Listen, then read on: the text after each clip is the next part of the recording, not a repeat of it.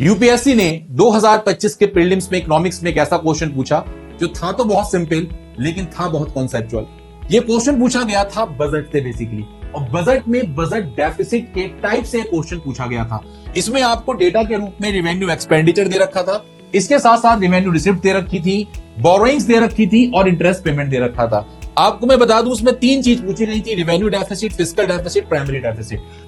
My dear friends, आपको बताना चाहूंगा रिवेन्यू डेफिसिट का मतलब होता है कि जब भी कभी गवर्नमेंट के जो रिवेन्यू एक्सपेंडिचर होते हैं, जब भी वो ज्यादा होते हैं रिवेन्यू रिसिप्ट से, तो गवर्नमेंट को मिलता है रिवेन्यू डेफिसिट, राइट। अब रिवेन्यू डेफिसिट निकालने के लिए एक्सपेंडिचर में से आपको जो गवर्नमेंट को रिवेन्यू के थ्रू प्राप्तियां हो रही हैं वो माइनस करनी थी। तो ओवरऑल 80,000 दे रखा था, 60,000 वैल्यू थी, 20,000 करोड़ आपका आंसर था। तो यहाँ पे पहला ऑप्शन आप लोगों का करेक्ट था।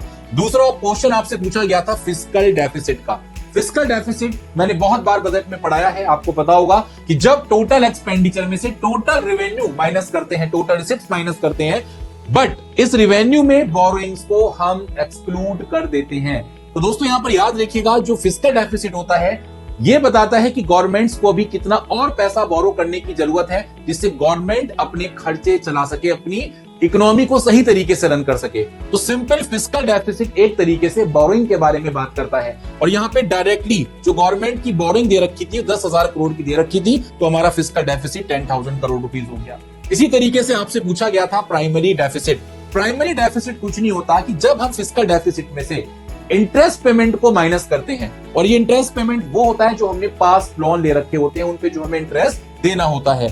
तो प्राइमरी डेफिसिट बेसिकली ये शो करता है कि गवर्नमेंट का जो करंट ईयर में फिस्कल इम्बैलेंस है वो कितना है, अभी फिलहाल के ईयर में गवर्नमेंट को कितना डेफिसिट फेस करना पड़ रहा है। हम पास्ट के जो इंटरेस्ट है, पास्ट का जो हमने लोन ले रखा है उसका जो इंटरेस्ट है उसको माइनस कर देते हैं। तो फिस्कल डेफिसिट अभी हमने देखा 10,000 करोड़ था, इंटरेस्ट पेमेंट ऑप्शन में दे रखा था 6,000 करोड़, तो टोटल प्राइमरी डेफिसिट कितना हो गया, 4,000 करोड़ का प्राइमरी डेफिसिट आपका हो गया। तो इसका मतलब इसमें तीनों ही ऑप्शन आप लोगों के बिल्कुल करेक्ट है। बहुत ही सिंपल आंसर था। मैंने अपनी हर क्लास में इस क्वेश्चन को करवाया, आप देख सकते हैं मेरी 1 साल पुरानी क्लास है, इसमें फिस्कल डेफिसिट मैंने आपको बताया, इसके साथ साथ रिवेन्यू डेफिसिट आपको बताया क्या होता है, वहीं पर फिस्कल डेफिसिट के साथ साथ मैंने आपको प्राइमरी डेफिसिट के बारे में भी बताया, और सबसे इंपॉर्टेंट यही नहीं, इफेक्टिव रिवेन्यू डेफिसिट के बारे में भी बताया गया था। तो ऐसे ही यूपीएससी के 2025 के ट्रेंड एनालिसिस के लिए बने रहें कैरियर विल आईएएस के साथ। धन्यवाद।